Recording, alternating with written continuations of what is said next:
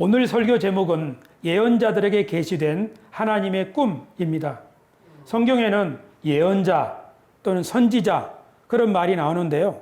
최초로 그런 말을 들은 사람은 아브라함입니다. 창세기 20장에 보면 아브라함의 부인 사라가 한 번은 아비멜렉이라고 하는 왕에게 이렇게 강제로 데려감을 당했습니다. 아브라함이 아내를 빼앗긴 거죠. 그때 하나님이 아비멜렉 왕의 꿈에 나타나서 너 빨리 돌려줘라 이 말씀을 하셨는데요. 그때 이렇게 말씀하셨습니다. 이제 그 사람의 아내를 돌려보내라. 그는 선지자라. 그가 너를 위하여 기도하리니 내가 살려니와 내가 돌려보내지 아니하면 너와 내게 속한 자가 다 반드시 죽을 줄 알지니라. 하나님이 아브라함의 아내를 빼앗아간 아비멜렉에게 너 돌려보내라. 안 그러면 죽는다. 너희 집 다 죽는다. 왜냐하면 아브라함은 선지자다. 내가 계획한 거를 아브라함에게 알려주었기 때문에 아브라함은 나와 같은 꿈을 꾸고 나와 같은 마음을 가지고 이 세상을 살아가는 사람이다 하고 아브라함을 선지자라고 하나님이 말씀하셨습니다. 그때 아비멜렉이 그날 아침에 일찍 일어나 모든 종들을 불러 그 모든 일을 말하여 들려주니 그들이 심히 두려워하였더라. 성경에서 처음 선지자라는 말을 들은 사람은 바로 아브라함입니다. 선지자라고 하는 말은 먼저 아는 사람입니다. 뭘 먼저 압니까? 하나님의 계획을 먼저 알았습니다. 하나님이 그에게 알려주셨기 때문이죠. 아브라함아, 내가 너에게 큰 민족을 이루고 너를 통해서 천하 만민이 복을 받게 하겠다. 이렇게 하나님의 계획을 알려주는 거지요. 그래서 하나님의 계획을 먼저 안 사람, 그래서 그것을 사람들에게 알려주어야 될 임무를 맡은 사람, 그런 사람을 선지자라고 합니다. 같은 말로 예언자라는 말이 있는데요. 예언할 때 이 예자는 미리라는 말입니다. 미리 말하는 사람입니다. 앞으로 될 일, 그리고 하나님 우리에게 보여주신 것, 그것을 미리 말하는 사람, 선지자나 예언자나 같은 뜻이라고 우리는 이해할 수 있습니다. 하나님은 우리들에게 하나님의 뜻을 알려주시는 분입니다. 그러면 누가 하나님의 뜻을 알면 좋겠어요? 목사가 알면 좋겠죠. 목사가 하나님의 뜻을 잘 모른다면 교인들을 잘못된 곳으로 인도할 수 있지 않습니까? 목사만 그런 것이 아니죠. 교회의 지도자들이 하나님의 뜻을 알아야 하지요. 그뿐만 아니라 모든 성도들이 다 하나님의 뜻을 알아야 한다고 하나님은 생각하시는 겁니다. 그래서 하나님은 모세에게 이렇게 감동을 주셨는데요. 모세가 여호수아에게 이르되 내가 나를 두고 시기하느냐? 여호와께서 그의 영을 그의 모든 백성에게 주사 다 선지자 되게 하시기를 원하노라. 모세가 바라는 거, 내가 백성들을 인도해 보니까 백성들이 하나님의 뜻을 이해하지 못하면 이게 엇박자가 나가지고 너무너무 힘들다는 거죠. 그래서 모든 백성이 다 선지자가 됐으면 좋겠다. 이 말은 모든 백성이 하나님의 뜻을 이해하고 그 뜻에 맞게 살았으면 좋겠다 하는 것이지요. 이 모세의 탄식 속에는 하나님 아버지의 마음이 담겨 있다. 저는 그렇게 믿습니다. 실제로 예언자 요엘이 말하기를 그 후에 내가 내 영을 만민에게 부어주리니 너희 자녀들이 장래 일을 말할 것이며 너희 늙은이는 꿈을 꾸며 너희 젊은이는 이상을 볼 것이며, 이 요엘의 예언 속에는 때가 되면 모든 사람들에게 하나님의 영이 임하여 마치 모든 사람이 예언자들처럼 예언을 하고 환상을 보고 꿈을 꾸게 될 것이라고, 그런 때가 온다고 예언자 요엘은 말했습니다.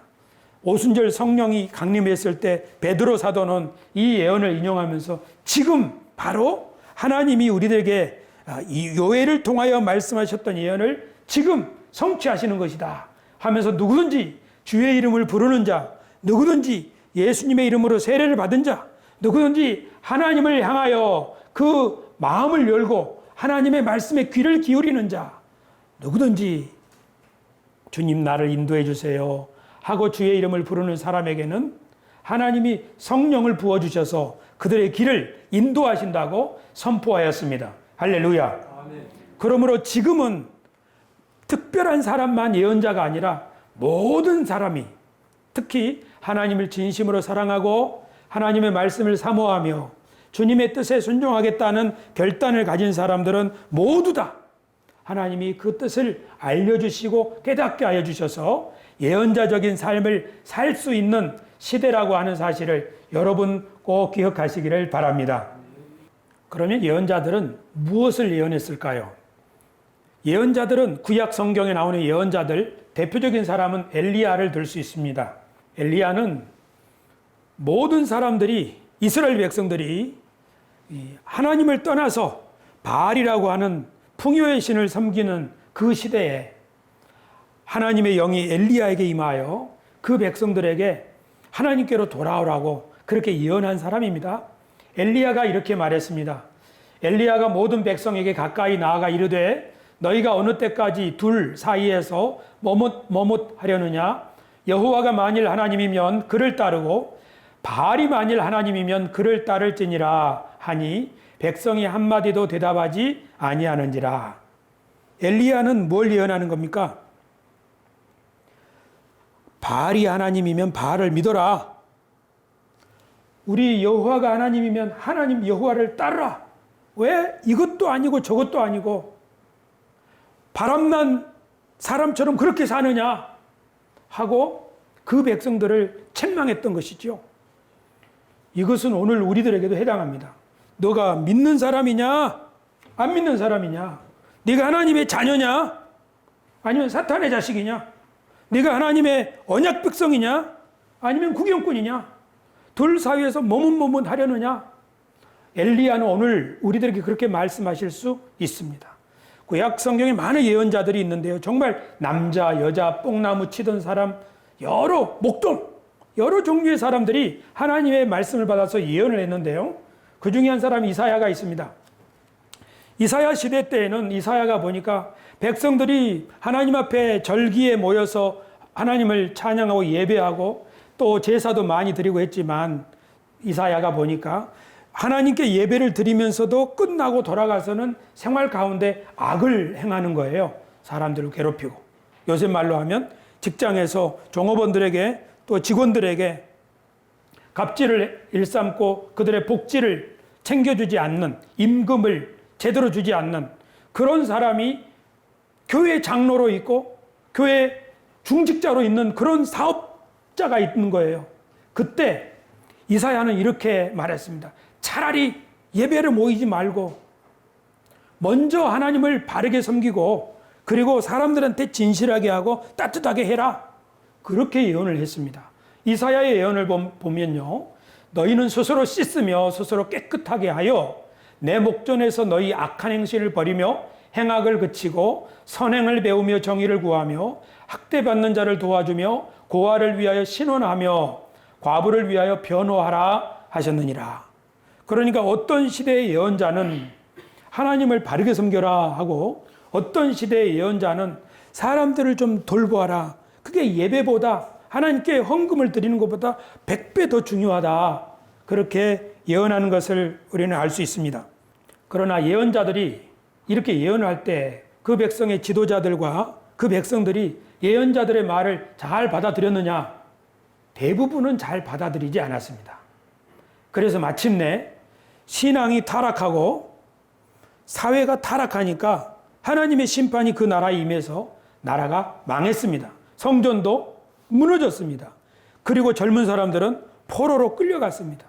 이렇게 하나님의 백성이 먼 나라에 포로로 끌려가게 되었을 때 그 나라에서 반성의 운동이 일어났습니다.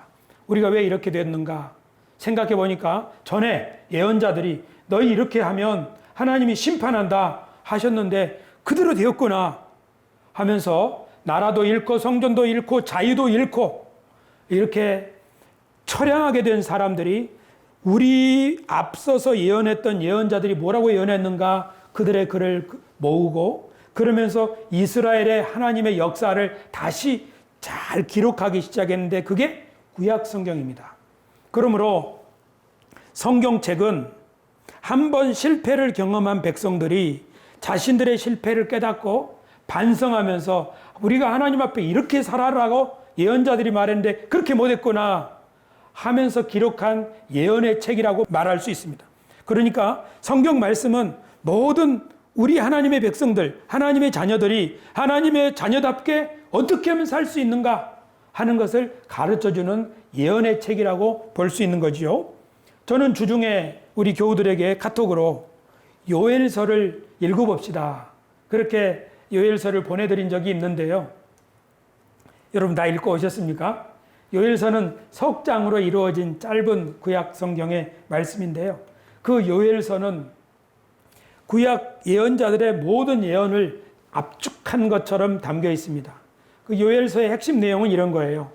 극심한 흉년, 텅 빈 성경 곳간, 이런 처량한 이야기를 후대에 너희들은 전해주어라. 왜 그렇게 됐는가? 사자 같은 강력한 다른 민족이 우리를 쳐들어와서 우리들을 약탈하고 강탈했기 때문이다. 지금은 마치 하나님이 심판하시는 날처럼 해도 달도 별도 그 빛을 입고 잃어버리고 캄캄하게 되었다. 그러나 지금이라도 회개하고 금식을 선포하고 아이들도 금식하고 이제 막 결혼한 신혼부부도 신혼방에 있지 말고 다 성회로 모여서 우리를 용서해달라고 하나님께 부르짖으면 하나님께서 새 마음을 너희에게 부어주시고 그렇게 회개하는 남녀에게 성령을 부어주셔서 다 이제 새로운 깨달음으로 예언자처럼 살아갈 수 있는 그런 시대가 오게 할 것이다. 그뿐만 아니라 너희를 괴롭히던 열방을 하나님이 일어나서 심판하고 너희 가운데 다시 하나님이 거하셔서 하나님의 영광을 나타내리라. 이 짧은 예언서, 요엘서 안에는 하나님의 백성에 대한 책망과 심판 선언, 회개 촉구, 그리고 앞으로 하나님이 어떻게 회복하실 것인가에 대한 이야기가 다 담겨 있습니다. 그러니까 어떤 예언자들은 책망을 선포하고 어떤 예언자들은 그 백성을 위로하면서 하나님이 다시 이렇게 세워주실 것이다. 이렇게 다양한 메시지가 있다는 것을 알 수 있습니다. 그것은 예언자들이 하나님의 꿈을, 하나님이 이 세상을 어떻게 이끌어 가시고 우리들이 어떻게 하나님과 언약을 맺었고 언약 백성은 어떻게 살아야 하고 그 결과로 하나님이 우리들을 통하여 마침내 이런 세상을 이루실 것이라고 하는 그 꿈을 예언자들이 보았기 때문에 그 하나님의 경륜, 하나님의 꿈을 보고 나서 현실을 보니까 어떤 경우에는 야, 너희는 하나님께 음행의 죄를 지은 그런 바람난 여인과 같다. 돌이키라 하고 책망을 하고 또 어떤 예언자들은 자기 시대를 보니까 나라 잃고 포로로 끌려가서 이제 하나님 우리를 버리셨는가? 우리는 이제 아무짝에도 쓸모없는 열방 가운데서 꼴찌 나라인가? 그렇게 좌절감에 빠져 있을 때는 예언자들이 일어나서 아니다. 나의 택한 야곱아, 이스라엘 백성아, 내가 너를 택하였고 너를 지명하여 불렀나니 너는 내 것이다 하면서 그 백성을 위로하고 격려한다는 것을 알 수 있습니다. 예언자들은 하나님의 꿈을 본 사람들입니다. 마치 오늘이 현충일인데요. 애국자들은 나라를 사랑하는 사람들입니다. 하지만 그 애국자들이 어떻게 나라를 사랑했는가는 다 다양합니다. 우리나라가 일본에게 나라를 빼앗기기 직전에 우리나라에는 탐관, 오리들이 많이 있었습니다. 그래서 나라에 바쳐야 될 세금을 자기가 가로채고 군 복무를 해야 될 경우에는 군 복무를 빠져버리고 그리고 백성들에게 어려울 때 돌려줘야 되는 그런 예금과 같은 곡식들, 그것도 다 자기 곳간에 모아버리는, 이렇게 삼정이 문란하게 되었을 때, 나라가 완전히 곳간이 텅텅 비고 기강이 해이해졌을 때 이런 나라를 바로 세우기 위해 일어난 사람들이 저기 동학 농민들입니다. 그것을 동학혁명이라고 하죠. 우리나라가 일제에게 완전히 나라를 빼앗겼을 때는 독립 위하여서 일어난 운동가들이 있습니다. 어떤 사람들은 교육으로, 어떤 사람은 농촌 봉사로, 어떤 사람은 무장투쟁으로. 우리나라가 해방을 하고 나서 한국 전쟁이 일어났을 때는 애국자들은 총을 들고 전장으로 달려갔습니다. 한국 전쟁이 끝나고 나라가 폐허가 됐을 때 나라를 사랑하는 애국자들은 우리나라를 다시 살리기 위해서 산업 전선으로 달려갔습니다. 우리나라가 독재자들의 횡포 가운데 신음할 때는 민주주의를 드높이기 위하여 자신의 한 목숨을 바치면서 독재자들에게 항거한 사람들, 우리는 그들을 열사라고 존중하면서 그 정신을 받들고 있습니다. 어떤 사람들은 자기의 재능을 가지고 세계 여러 나라에 가서 음악으로 스포츠로 나라를 빛내는 사람들도 있습니다. 이처럼 애국자들은, 애국심은 한 가지 마음, 우리를 건강한 나라, 후손에게 물려줄 복된 나라를 만들자, 그런 한 가지 마음을 가지고 있지만 그들이 활동하는 방식은 아주 여러 가지 다양한 방식이라는 것을 알 수 있습니다.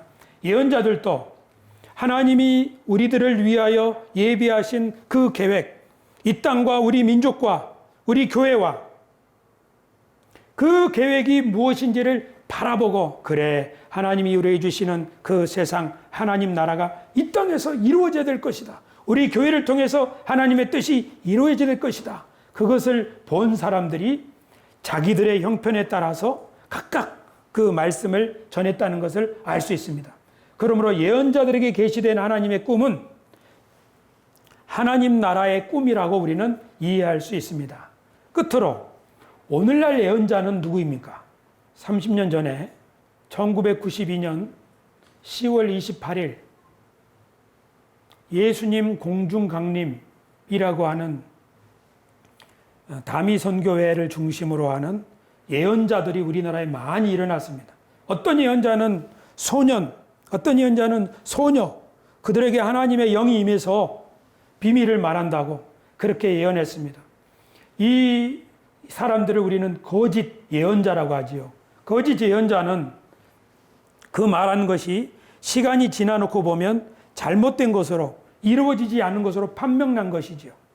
그렇기 때문에 예수님이 공중 재림한다고 30년 전에 우리를 속였던 그 수많은 거짓 예언자들은 이 세상에서 조롱거리가 되었습니다. 그때 우리가 살아있던 시절 이야기입니다. 저는 20대 초반 청년이었는데요. 저 말이 이상하지만 혹시 사실일지도 몰라. 혹시. 그때 명쾌하게 이런 거짓말쟁이더라. 그렇게 딱 부러지게 말 못하고 혹시 사실일지도 몰라. 보기는 별로 안 좋지만 그런 생각을 했던 것 같습니다. 그 뒤에 수많은 부흥사들이 또 일어났습니다. 부흥사들이 일어나서 사람들을 현혹하기도 하고 협박하기도 하면서 하늘에서 금가루가 내린다. 이빨이 금색으로 바뀐다. 금이빨이 된다. 하면서 사람들을 미혹할 때에 우리는 이것은 하나님을 대언하는 예언이 아니야. 이것은 사람들을 현혹하는 것이야. 하고 딱 부러지게 말하지 못하고 하나님이 홍해를 가르시고 죽은 자를 살리신 하나님이 이런 일을 못 하시겠어? 혹시 사실일지도 몰라. 그렇게 우리는 생각을 했습니다. 저는 지나간 신앙생활을 하면서 왜 우리가 거짓 예언자, 거짓 선지자들에게 속았던가 돌이켜보면 두 가지 때문이라고 생각합니다. 하나는 두려움이에요. 두려운 마음을 심어줄 때 사람들은 누구나 할 거 없이 그 말을 크게 듣는 거죠. 또 하나는 속임수입니다. 그래서 하나님이 은혜의 하나님이고 우리가 믿는 복음이 은혜의 복음이라는 사실을 깊이 깨닫고 나니까 저를 두렵게 하면서 미혹하던 사람들, 그것이 예언이든 은사든 투시든 뭐든지 간에 두려움을 가지고 사람들을 미혹하는 사람들을 구별할 수 있게 되었습니다. 우리 교회가 하나님의 은혜의 복음을 배우는 이유는 더 이상 사람들의 종로도 하지 말고 우리에게 은혜를 풍성히 주시는 하나님의 은혜를 받아서 어떤 협박이나 위협에도 공갈에도 넘어가지 말고 하나님의 은혜와 사랑을 힘입어서 자원하는 심령으로 마음껏 신앙생활 하라고 우리가 은혜의 복음을 그렇게 힘써 배웠던 것입니다. 두 번째, 그것은 하나님의 경륜입니다. 하나님의 나라가 어떤 것인지 명확하게 이해하고 하나님의 계획이 어떤 것인지를 더 구체적으로 이해하면 이해할수록 주님이 공중 재림에서 알곡과 가라지를 나눈다든지 사람들을 휴거시킨다든지 이렇게 미혹하는 사람들의 미혹에 넘어가지 않게 되고, 무슨 소리냐? 하나님이 우리를 불러서 우리를 언약 백성 삼으시고 우리 가운데 거하시면서 우리를 통하여 하나님의 뜻을 이 땅에 펼쳐가기 위하여 우리와 함께 하시며, 우리가 하나님을 위하여 헌신한 모든 날들이 다 끝나면 우리가 주님과 함께 안식하면서 주님이 이 세상에 오신 날 우리도 함께 내려와서 하나님이 만드시는 새 하늘과 새 땅에 우리도 동참하게 될 것인데, 무슨 몇 날 몇 시에 예수님이 온다고 그렇게 미혹하느냐? 그렇게 우리는 하나님 나라에 대해서 바르게 이해하면 이해할수록 시한부 종말론과 같은 헛된 이론을 펼치는 사람들을 단칸에 물리칠 수가 있을 것입니다. 거짓 예언자들은 지금도 여전히 코로나가 어떻게 된다든지, 앞으로 세계 경제가 어떻게 된다든지, 너의 운명이 앞으로 어떻게 된다든지 하면서 지금도 사람들을 미혹하고 있고, 특히 주님의 재림에 관해서는 앞으로 지속적으로 이런 미혹이 있을 것입니다. 그렇기 때문에 우리 교회가 하나님의 은혜의 복음과 하나님의 경륜을 잘 배우고, 제발 가볍게 여기지 마시고요, 힘써 배우신다면 앞으로 어떤 미혹에도 흔들리지 않는 그런 하나님의 백성들이 될 수 있을 줄로 믿습니다. 그러나 이런 것들은 크게 걱정할 일이 아닙니다. 진짜 중요한 게 있습니다. 하나님은 몇 사람에게만 예언의 은사를 주시기를 원하실까요? 아니면 모든 사람이 예언자처럼 선지자처럼 하나님의 뜻을 잘 이해하고 살기를 바라실까요? 모든 사람이 모든 육체에게 내 영을 부어주리라. 이게 하나님의 뜻입니다. 그렇기 때문에 누구든지 하나님을 진심으로 사랑하고 하나님의 말씀에 귀를 기울이며 주님 나를 인도해 주세요 하고 기도하는 사람들은 오늘날의 예언자들입니다. 그런데 이 예언자가 하나님의 뜻을 찾기 위해서 기도도 하지 않고 하나님의 말씀을 잘 듣고 배우지도 않는다면 이 예언자는 눈먼 사람, 귀가 막힌 사람입니다. 또 나를 하나님이 부르셔서 하나님의 나라와 하나님의 언약 백성으로 아브라함의 자손으로 나를 부르셔서 나와 함께 하신다고 하는, 즉 나를 통하여 우리 가정을 통하여 우리 교회를 통하여 하나님이 뜻하신 바가 있다고 하는, 나는 사명을 받은 사람이라고 하는 이런 비전을, 이런 소명감을 잃어버린 사람은 우리 집만 편하면 되지, 우리 교회만 잘 지니면 되지, 이 한 몸 편안하면 되지, 그런 생각에 사로잡힐 수 있습니다. 이런 사람은 마치 아브라함의 자손으로 부름받았지만 자기들만 우리들만 하던 이스라엘 백성과 같은 그런 사명을 잃어버리고 결국에는 포로로 끌려가 버리는 그런 사람들과 같이 될 수 있습니다. 우리 교회는 지금 40년을 살아오면서 하나님께 기도하면서 우리가 어떻게 하면 하나님의 뜻을 따를 수 있겠습니까? 하고 기도해 왔습니다. 우리는 지금까지 우리가 어떻게 하면 선교사들을 더 잘 도울 수 있겠습니까?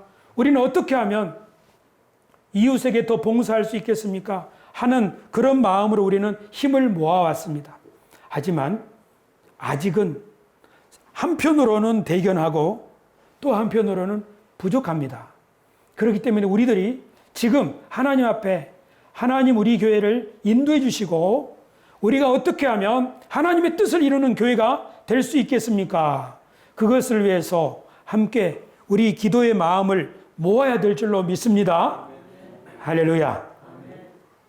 그러니까 이 마지막 세대에, 그러니까 마지막이라고 하는 말은 하나님이 우리 가운데 나타나셔서 하나님의 뜻을 이루는 시대라는 말이죠. 이 마지막 시대에 우리들이 어떻게 하면 예언자적인 삶을 살아갈 수 있을까? 여기에 우리들의 훈련이 필요합니다. 그 훈련 5가지를 저는 이렇게 제시합니다. 전에 한번 말씀드린 바가 있습니다. 이 5가지 훈련이 필요합니다. 이 설명을 드리기 전에 여러분에게 이 말씀을 꼭 드리고 싶은데요. 그러니까 옛날에는 엘리야나 모세, 아브라함 같은 사람만 하나님의 뜻을 아는 소수만이 예언자들이었는데 오늘날에는 모든 사람에게 예언의 영이 임하여 모든 사람이 예언자처럼 그렇게 행하고 있습니다. 그때 어떤 문제가 생깁니까? 나도 예언자다, 나도 예언자다, 이것이 맞다, 저것이 맞다 하고 수많은 말들이 쏟아져 나오는 거지요. 유튜브를 보면 수많은 가짜 뉴스들이 판을 치고 있습니다. 이런 시대에 누가 진정한 예언자인가? 누가 하나님의 뜻을 진정으로 이해하고 있는가? 이것을 잘 분별해야 될 필요가 있습니다. 교회 목사는 100% 하나님의 뜻을 이해하는 게 아니죠. 우리들의 과거에 목회자들이 완벽하지 못했던 것처럼 여러분 앞에 서 있는 저도 오류가 있을 수 있다는 사실을 저는 솔직하게 고백합니다. 그렇기 때문에 예언은 교회 안에서 예언하는 사람들을 통해서 서로 검증이 될 필요가 있습니다. 우리 교회는 예배 전에 이장로님이 나오셔서 기도회를 인도하시지요. 또 이치훈 집사님이 찬양을 인도하지요. 그렇게 하면서 우리들이 이것을 위해서 기도합시다. 그렇게 우리가 중요하다고 생각하는 바들을 나누고 있습니다. 교우 여러분들께서 하나님의 말씀을 들으시고 설교를 듣고 저는 이렇게 생각합니다 하고 하나님의 말씀에 대해서 서로 교제를 나누고 소통한다면 우리 교회 메시지는 더욱 건강해질 수 있을 것입니다. 그러나 목회자의 설교는 100% 맞다. 다시 생각해 볼 필요도 없다. 이렇게 비판 없이 받아들이게 된다면 그 목회자가 확증 편향. 모든 전문가들도 한쪽으로 치우쳐서 볼 수가 있는 것이지요. 우리 교회가 저 건물을 매입해서 성전을 지어야 합니다. 라고 담임 목사가 얘기할 때 그 목회자의 말이 맞는지 틀리는지 서로 검토해 봐야지 않겠어요? 교회 안에 이런 일이 필요한 겁니다. 두 가지 극단이 있는데요. 하나는 지금 말씀드린 것처럼 목회자가 자기 말이 다 맞다고 성도들은 내 말만 믿고 따라오라고 해서 전횡을 일삼는 교회가 있습니다. 또한 극단이 있는데요. 목회자의 말을 너무 가볍게 여기고 그걸 잘 믿지 않는 것입니다. 그리고 교회가 막 분란이 일어나는 겁니다. 둘 다 건강하지 않는 모습입니다.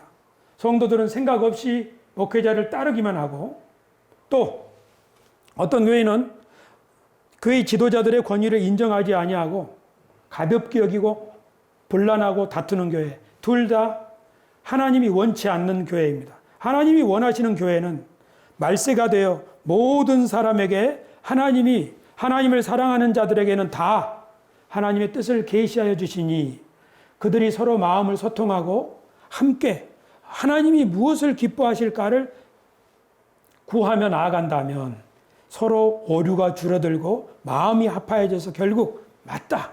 우리는 이렇게 가야 된다 하는 그런 하나님의 인도하심을 건전하게 따를 수가 있다. 저는 그렇게 믿고 우리 교회를 운영하고 있습니다.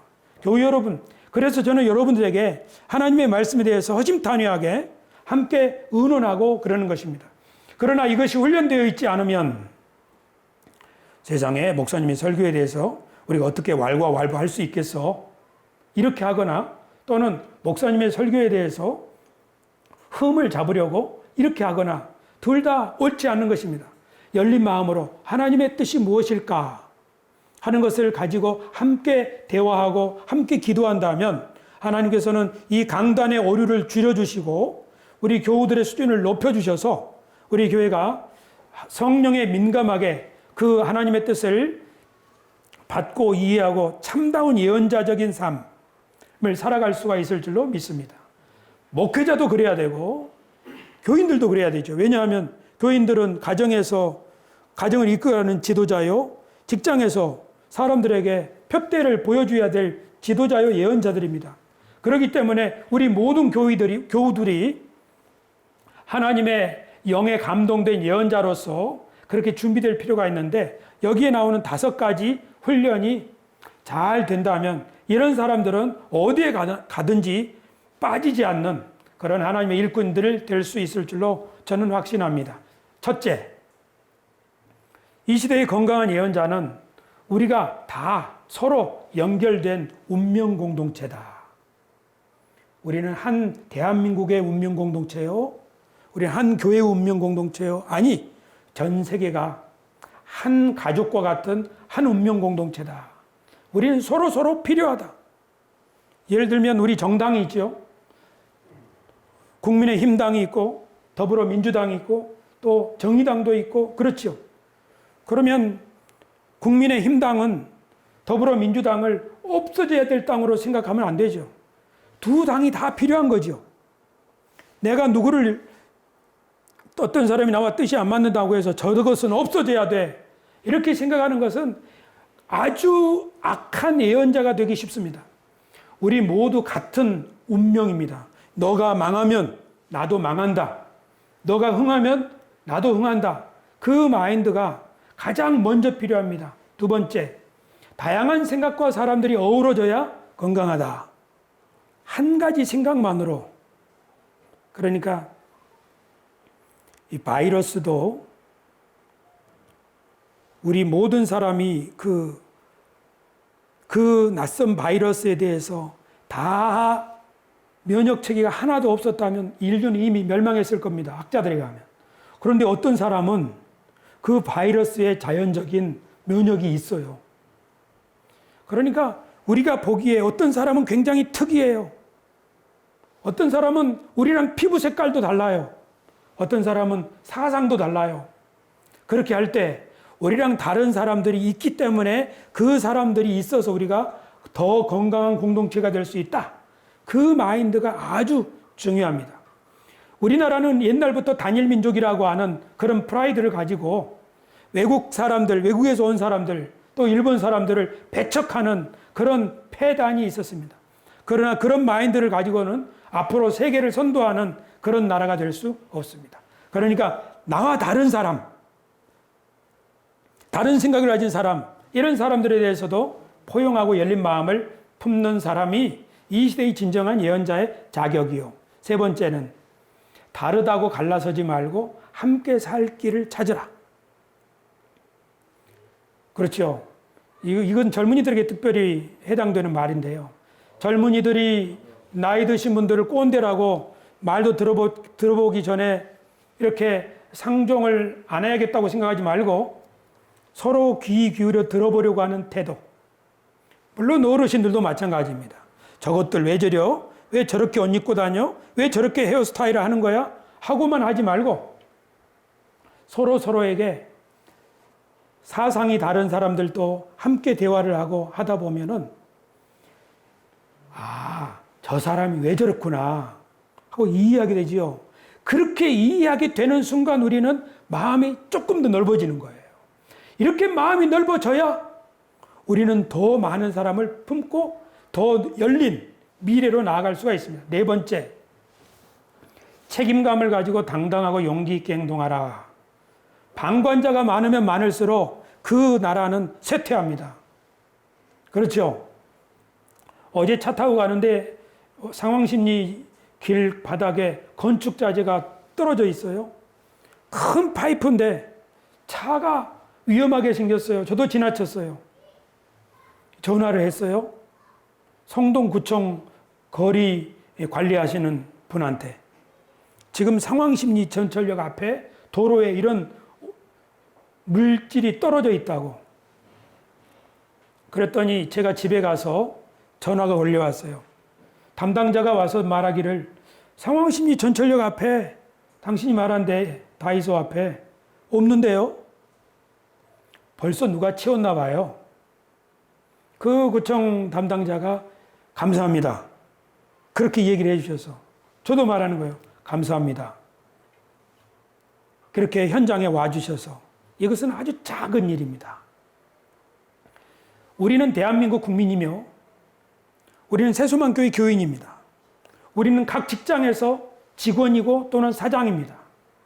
그곳에서 우리가 이곳에서 책임감을 가지고 옳은 것은 박수 쳐주고 그런 것은 이건 고쳐야 된다고 당당하게 이야기를 하는 주인의식, 책임감을 가진 사람들이라야 이 시대의 진정한 예언자들입니다.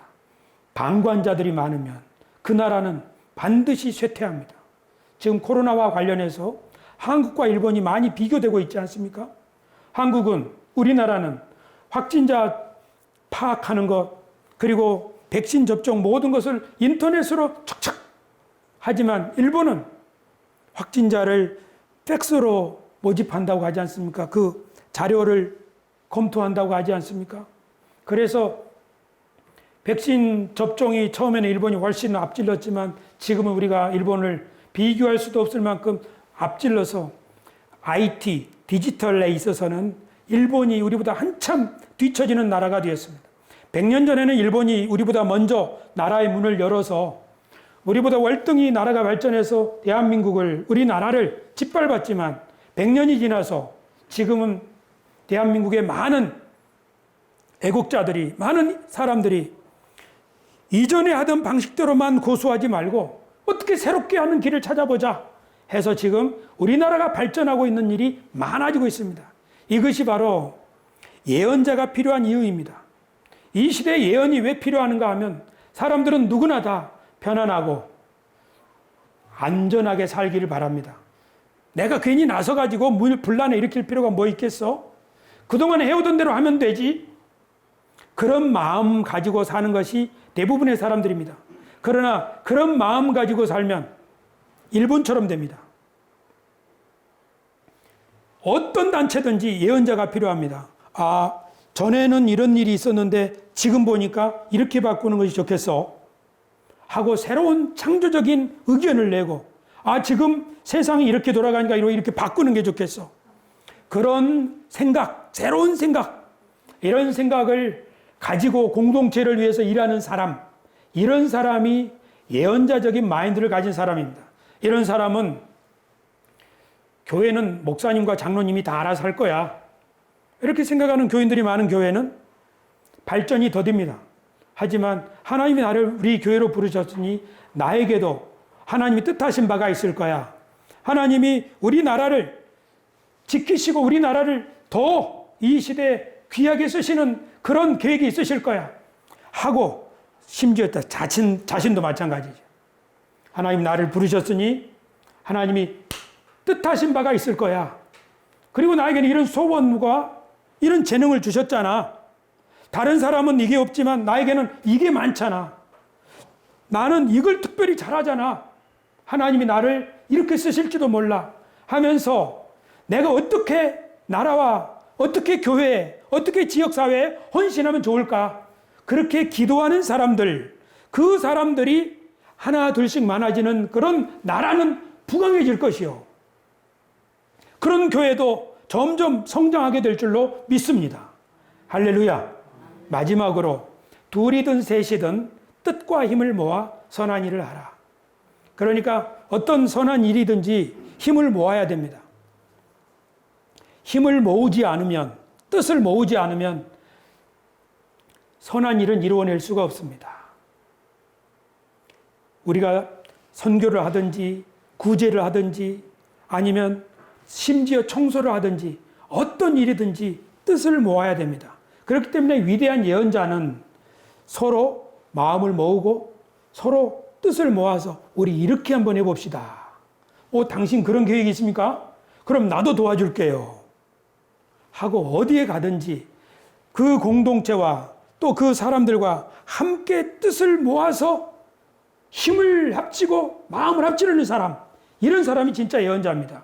그런 사람들은 반드시 그 공동체를 점점 발전시킬 수 있는 지도자들이 될 줄로 확신합니다. 올해 우리 교회 40주년입니다. 우리 교회 미래가 어디에 달려 있습니까? 우리들에게 달려 있습니다. 우리들이 어떤 사람이 되어야 됩니까? 예언자적 마인드를 가지고 이 5가지 정신을 늘 기억하고 기도하며 훈련할 때 하나님은 우리를 통하여 우리 교회와 가정과 또 우리나라에 꼭 필요한 사람으로 만드실 줄로 믿습니다. 할렐루야. 기도하겠습니다.